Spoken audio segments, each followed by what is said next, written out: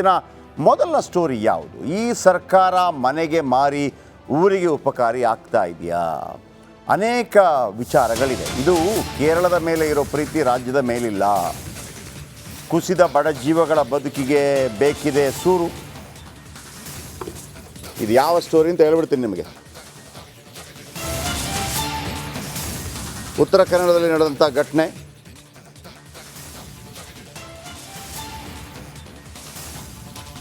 ಏನು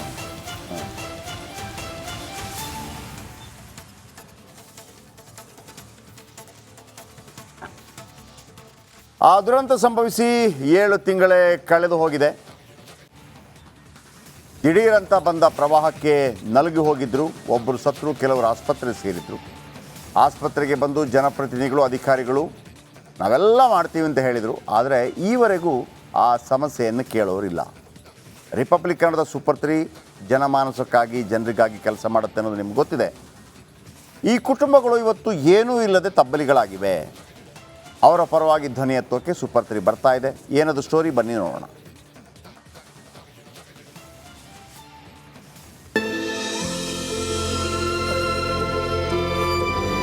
ಅರ್ಧರಲ್ಲಿದ್ದಾಗೆ ತೆರೆ ಹೊಡೆಯಿತು ನಮ್ಗೆ. ಆವಾಗ ನಮ್ಮೆಲ್ಲ ಕುಚ್ಕೊಂಡು ಹೋಯ್ತು. ನನಗೆ ಅದ್ರ ಮೇಲೆ ನೆನಪಿಲ್ಲ. ಬಾತಕ್ಕೋಗಿ ಕಡೆಗೆ ಹಾಸ್ಪಿಟ್ಲಿಗೆ ಹೋದ್ಮೇಲೆ ನೆನಪು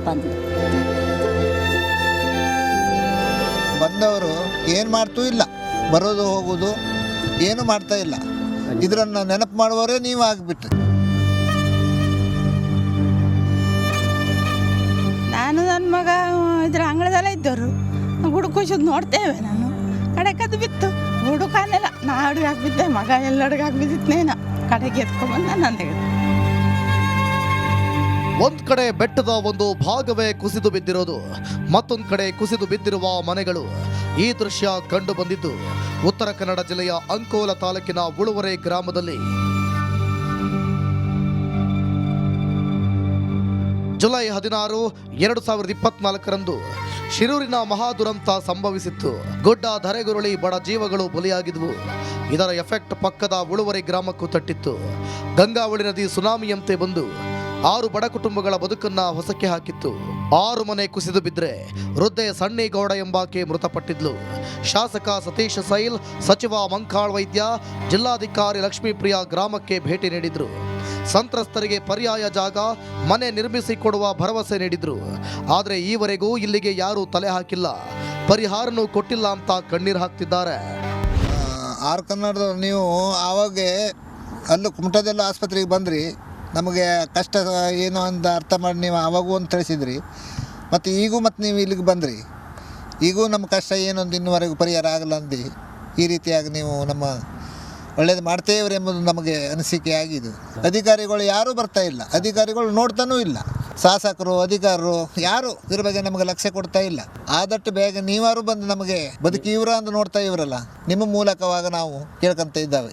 ಆದಷ್ಟು ಬೇಗ ನಮಗೆ ಕೆಲಸ, ಮನೆ, ಜಾಗ ಎಲ್ಲ ವ್ಯವಸ್ಥೆ ಆಗಬೇಕು ಸರ್. ಒಟ್ಟು 6 ಮನೆ ಕಳೆದುಕೊಂಡಿರುವ ಕುಟುಂಬಸ್ಥರು ತಮ್ಮ ಸಂಬಂಧಿಕರ ಮನೆ, ಬಾಡಿಗೆ ಮನೆಯಲ್ಲಿ ವಾಸವಾಗಿದ್ದಾರೆ. ಆಗ ಬಾಡಿಗೆ ದುಡ್ಡು, ಮನೆ ಕಟ್ಟಿಸಿಕೊಡುವ ಭರವಸೆ ನೀಡಿದ್ದ ಶಾಸಕ ಸತೀಶ್ ಸೈಲ್ ಈಗ ಕಾಣೆಯಾಗಿದ್ದಾರೆ ಅಂತ ಸಂತ್ರಸ್ತೆ ಆಕ್ರೋಶ ಹೊರಹಾಕಿದ್ದಾರೆ. ಈಗ ಮನೆ ಏನು ಇನ್ನೂ ವ್ಯವಸ್ಥೆನೇ ಆಗಲಿಲ್ಲ ನಮಗೆ. ಯಾವಾಗೇ ನಮ್ಮ ಮನೆ ಕೊಡೋದು ಕೊಡ್ತೆ ಹೇಳಿದ್ರು, ಬಾಡಿಗೆ ಕೊಡ್ತೆ ಹೇಳಿದ್ರು, ಬಾಡಿಗೆನೂ ಕೊಡಲಿಲ್ಲ. ಇನ್ನು ಹಾಸ್ಪಿಟ್ಲೆಲ್ಲ ಹೇಳಕ್ಕೆ ಬಂದಿದ್ರು, ಬಾಡಿಗೆ ಕೊಡ್ತಾರೆ ನೀವು, ಯಾರ್ದಾರು ಮನೇಲಿ ಕೊಳ್ಳಿರಿ, ಇಲ್ಲ ಅಥವಾ ಬಾಡಿಗೆ ಮಾಡ್ಕೊಳ್ಳಿರಿ, ಬಾಡಿಗೆನೇ ಕೊಡ್ತೆ ಹೇಳಿದ್ರು. ಇನ್ನೂವರೆಗೂ ಬಾಡಿಗೆನೇ ತುಂಬಲಿಲ್ಲ ಅವರು, ಭರವಸೆ ಮಾತ್ರ ಕೊಟ್ಟಾರೆ. ಈಗ ನಾವು ಬಾಡಿಗೆ ಮನೇಲಿ ಇದ್ರು, ಇನ್ನೂ ಬಾಡಿಗೆ ಕೊಡಲಿಲ್ಲ. ನಾವು ಅವರಿಗೆ ನಿಲ್ಸ್ಕೊಂಡಿಟ್ಟಿದ್ರು, ಇವ್ರು ಕೊಡುವ ಹೇಳಿ ಇನ್ನೂ ಕೊಡಲಿಲ್ಲ ಅವರು. ಯಾವಾಗೇನೋ ಮನೆನೂ ಕೊಡಲಿಲ್ಲ. ಜಾಗ ಕೊಡ್ತೆ, ಮನೆ ಕೊಡ್ತೆ ಹೇಳಿದರು, ಮನೆನೂ ಕೊಡಲಿಲ್ಲ, ಜಾಗನೂ ಕೊಡಲಿಲ್ಲ. ನಾವೆಷ್ಟು ದಿವಸ ಬೈಲ್ ಮೇಲೆ ನೋಡೋದು. ಸಿಎಂ ಸಿದ್ದರಾಮಯ್ಯ ಸಾಹೇಬರಿಗೆ ಕೇರಳದ ಮೇಲೆ ವ್ಯಾಮೋಹ ಹೆಚ್ಚಾದಂತೆ ಕಾಣಿಸ್ತಿದೆ. ಯಾಕಂದ್ರೆ ಅಲ್ಲಿನ ಸಂತ್ರಸ್ತರಿಗೆ 100 ಮನೆ ಕಟ್ಟಿಸಿಕೊಡುವ ಭರವಸೆ ನೀಡಿದ್ದಾರೆ. ಆದರೆ ಉಳುವರೆ ಗ್ರಾಮಸ್ಥರು ಬೀದಿಗೆ ಬಂದಿದ್ರು ಕೇಳೋರಿಲ್ಲ. ಸಿಎಂ ಸಾರ್ ನಮ್ಮ ಕಡೆನೂ ನೋಡಿ ಅಂತಿದ್ದಾರೆ ಸಂತ್ರಸ್ತರು. ನಿನ್ನೇನು ಆರಾಮಿಲ್ಲ, ಏನು ಮಾಡೋಕ್ಕೂ ಆಗೋದಿಲ್ಲ. ಮನೆ ಪೂರ ಹೋಗಿದೆ, 2 ಮನೆನೂ ಹೋಗಿದೆ, ನನ್ನ ಮಗಂದು ಹೋಗಿದ್ದು, 2 ಮಂದಿದು ಹೋಗಿದೆ. ಏನಿಲ್ಲ, ಮನೆ ಕೊಡ್ತೀನಿ ಅಂತ ಕೊಡೋದಿಲ್ಲ, ಏನು ಸುದ್ದಿನೇ ಇಲ್ಲ. ಈಗ ಯಾರು ಮಾತಾಡೋರಿಲ್ಲ, ಅಲ್ಲಿ ಬಾಡಿಗೆ ಮನೇಲಿ ಇದ್ದಾಗಿದೆ. ಇಲ್ಲೇನು ಸುದ್ದಿನಿಲ್ಲ, ಯಾರು ಬಂದವರಿಲ್ಲ, ಕೊಟ್ಟವರಿಲ್ಲ, ಏನಿಲ್ಲ. ನಮ್ಮಲ್ಲಿ ದವಾಖಾನೆಯಲ್ಲಿ ಉಳ್ದ ಯಾರು ಬಂದವರೆಲ್ಲ ಓದ್ತಿರಲ್ಲ ಅರ್ಧರಂದೆ. ಇಲ್ಲಿ ನೋಡೋಕೆ ಯಾರು ಬತ್ತ, ಯಾರು ಬರೋದಿಲ್ಲ. ಮನೆಗೆ ಮಾರಿ ಊರಿಗೆ ಉಪಕಾರಿ ಎನ್ನುವಂತೆ ಸರ್ಕಾರ ವರ್ತಿಸುತ್ತಿದೆ. ಅಂದು ಆಸ್ಪತ್ರೆಗೆ ಬಂದು ಭರವಸೆ ಕೊಟ್ಟವರು ಇದೀಗ ಗಾಯವಾಗಿದ್ದಾರೆ.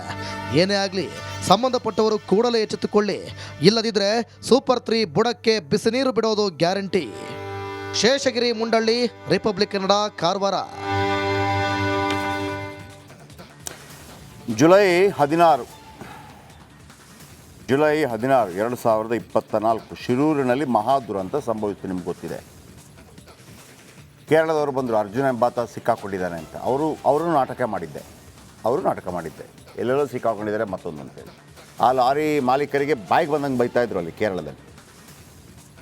ಈಗ ನನ್ನದೊಂದು ಪ್ರಶ್ನೆ, ನಕ್ಸಲೇಟ್ ಆಗೋದು ಬೆಸ್ಟಾ, ಉತ್ತಮ ನಾಗರಿಕ ಪ್ರಜೆ ಆಗೋದು ಬೆಸ್ಟಾ? ಇವರು ಮಾಡದ ತಪ್ಪಿಗೆ ಮಳೆ ಬಂದು ಸಣ್ಣೀರಮ್ಮ ಯಾರೋ ಸಣ್ಣಿಗೌಡರು ಮೃತಪಟ್ಟರು. ಒಬ್ಬರು 6 ಮನೆಗಳು ಕುಸಿದೋಯ್ತು ಇವರು ಮಾಡದ ತಪ್ಪಿಗೆ. ಇವರಿಗೆ ಮನೆ ಕಟ್ಟಿ ಕೊಡುವ ಪ್ರಯತ್ನ ಕಳೆದ 6 ತಿಂಗಳಿಂದ ಇಲ್ಲಿ ತನಕ ಆಗಿಲ್ಲ. ಈ ಕಾಡಲ್ಲಿದ್ದ ನಕ್ಸಲರು 29 ಜನರನ್ನು ಕೊಂದವರು, ಪೊಲೀಸರು ಸೇರಿದಂತೆ, ಸರೆಂಡರ್ ಆದರು.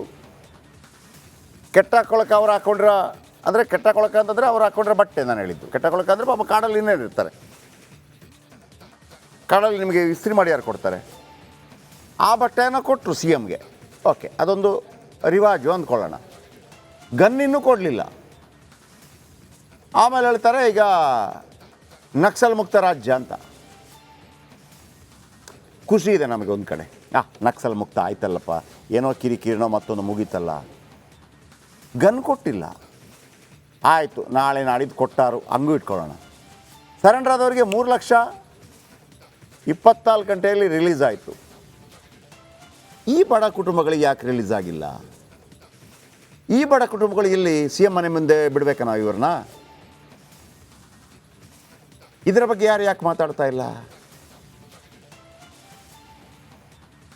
ಎಂಥ ಗಲಾಟೆ ಆಯಿತು ವಿಧಾನ ಪರಿಷತ್ನಲ್ಲಿ. ಸಿ ಟಿ ರವಿ ಹೇಳಿದರು, ಲಕ್ಷ್ಮೀ ಹೆಬ್ಬಾಳ್ಕರ್ ಮಾತಾಡಿದರು, ರಂಪಾಟ ಆಯಿತು. ಅವರನ್ನು ಅರೆಸ್ಟ್ ಮಾಡಿ ಅಲ್ಲಿ ಇಲ್ಲಿ ಎಲ್ಲ ಕರ್ಕೊಳ್ಳುವಂಥದ್ದಾಯಿತು. ನಿಮ್ಮ ರಾಜಕಾರಣಿಗಳಿಗೆ ಮರ್ಯಾದೆಯಾ? ಇವರೇನು ಬಿಟ್ಟು ಬಿದ್ದಿದ್ದಾರಾ? ಇವರೆಲ್ಲ ತಾಯಂದಿರು. ಇವ್ರಿಗೊಂದು ಮನೆ ಕಟ್ಟಿಕೊಡೋಕ್ಕೆ ನಿಮಗೆ ಯೋಗ್ಯತೆ ಆಗಿಲ್ಲ ಕಳೆದ 6 ತಿಂಗಳಂತಂದರೆ ಧಿಕ್ಕಾರ ಇದೆ ನಮಗೆ ನಿಮ್ಮ ಬಗ್ಗೆ. ಚಿಕ್ಕಮಗಳೂರದ ಕರ್ಕೊಂಡ್ಬಂದು ಸಿ ಎಂ ಗೃಹ ಕಚೇರಿಯಲ್ಲಿ ಸರೆಂಡರ್ ಮಾಡಿಸ್ತೀರಿ. ಓಕೆ, ಒಂದು ಪ್ರೋಸೆಸ್ ಅಂತ ಹೇಳೋಣ. ಅಲ್ಲೇ ಪಕ್ಕದಲ್ಲಿ ಫ್ರೀಡಮ್ ಪಾರ್ಕ್ನಲ್ಲಿ ತಾಯಂದಿರು ಆ ಮಕ್ಕಳನ್ನು ಕಟ್ಕೊಂಡು ಕೆಮ್ಮುತ್ತಾ, ಮಳೆ ಗಾಳಿ ಚಳಿ, ಅವ್ರಿಗೆಲ್ಲಿ ಟಾಯ್ಲೆಟ್ ಇದೆಯಾ, ಎಲ್ಲೋ ಹೋಗ್ತಾರೋ ಏನೋ ಯಾವನು ಗೊತ್ತು, ಒಂದು ಕರೆದು ಮಾತಾಡಿಸುವಂಥ ಮನಸ್ಸನ್ನು ನೀವು ಮಾಡಲಿಲ್ಲ. ಈಗ ನೋಡಿ ವೀಕ್ಷಕರೇ, ಮತ್ತೊಮ್ಮೆ ಹೇಳ್ತಾ ಇದ್ದೀನಿ ನಾನು, ಜುಲೈಯಲ್ಲಿ ಮನೆ ಬಿದ್ದೋಗಿದೆ 6 ಮನೆ. ಅವ್ರು ಏನು ನಿಮಗೆ ಮೈಸೂರು ಮಹಾರಾಜರ ಅರಮನೆ ಕಟ್ಕೊಡಿ ಅಂತ ಕೇಳಿದ್ರ? ಇಲ್ಲ, ನಮ್ಮದೊಂದು ಮನೆ ಕಟ್ಕೊಡಿ ಸರ್. ಆಮೇಲೆ ಅವರು ಸೇರಿಸ್ಕೋತಾರೆ, ಇಲ್ಲ ಅಂತಲ್ಲ, ಅವರು ಇರ್ತಾರೆ. ಆ ಒಂದು ಮನೆ ಕಟ್ಕೊಡೋದು, ಅವ್ರಿಗೊಂದು ಮೂಲ ಸೌಲಭ್ಯ ಕೊಡೋದು ಇಲ್ಲ. ನೋಡಿ ಹಾಗೆ ಇದೆ. ಇದಕ್ಕಿಂತ ಇವರನ್ನು ನಾನೇನು ಹೇಳಿ, ನಕ್ಸಲೈಟ್ಗಳಾಗಿ ಗನ್ ಇಟ್ಕೊಂಡು ಒಂದು 4 ಕೊಂದು ಬಿಡಿ, ಆಗ ಸಿ ಎಮ್ ಅವರೇ ಕರೆದುಬಿಟ್ಟೆ ಸರೆಂಡರ್ ಆಗಿ ಅಂತ ಹೇಳ್ತಾರೆ. ಸರೆಂಡರ್ ಆಗಿಬಿಡಿ, ಗನ್ ಕೊಡಬೇಡಿ, ನಿಮಗೆ ದುಡ್ಡು ಬರುತ್ತೆ, ವ್ಯಾಪಾರ ಮಾಡ್ಬೋದು. ಏನು ಸಂದೇಶ ಕೊಡ್ತಾ ಇದ್ದೀರಿ? ಬನ್ನಿ, ಇದರ ಬಗ್ಗೆ ಹೆಚ್ಚಿನ ಮಾಹಿತಿ ಪಡೀತೀನಿ. ನನ್ನ ಪ್ರತಿನಿಧಿ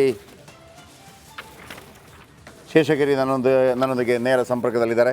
ಶೇಷಗಿರಿ, ಅವತ್ತಿಂದ ಇವತ್ತಿನ ತನಕ ನಾವು ರಿಪೋರ್ಟ್ ಮಾಡಿದ್ವಿ, ಮತ್ತೊಂದು ಮಾಡಿದ್ವಿ, ಎಲ್ಲವೂ ಆಯಿತು. ಆದರೆ ನಮ್ಮ ಉದ್ದೇಶ ಇರುವಂಥದ್ದು ಅವ್ರಿಗೇನು ಪರಿಹಾರ ಸಿಕ್ತು ಅಂತೇಳಿ.